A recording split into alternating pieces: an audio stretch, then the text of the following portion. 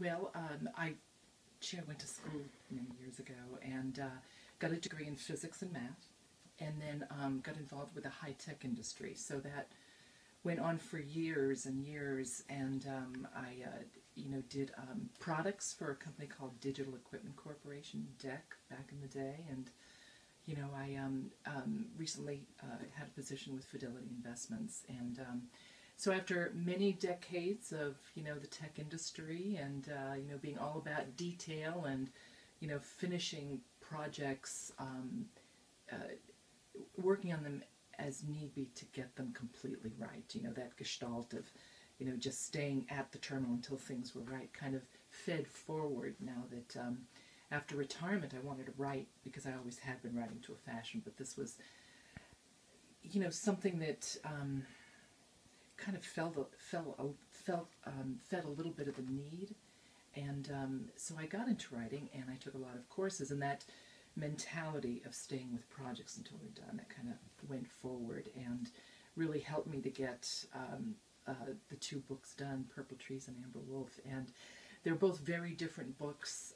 They're both required very different mindsets. Purple Trees is a lot about going back to my childhood and kind of melding together mostly the women I knew who were always a strong part of my life and who I became.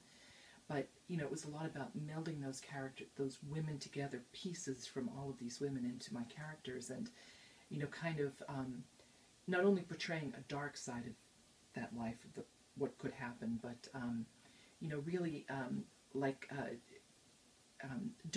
documenting, but portraying to a degree a lifestyle that, in central Massachusetts was just fresh and kind and, all about neighbors and all about caring and all that sort of stuff that seems to be very, very different nowadays. So I kind of wanted to make some record of that. And even though Purple Trees is a little bit of a dark novel, I think there's a lot of joy in it. And, it talks about neighbors helping neighbors. It talks about living off the land. It talks about children and, how we worry about them and so forth and do our best.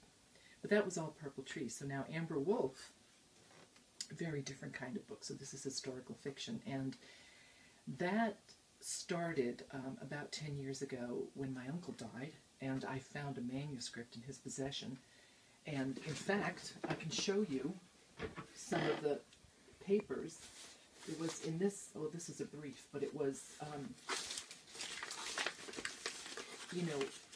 carbon copy manuscript in an envelope, several envelopes in fact, and when I was going through his papers, I just found this stuff. This is the way it looked when I got it, and some of them were even the thin.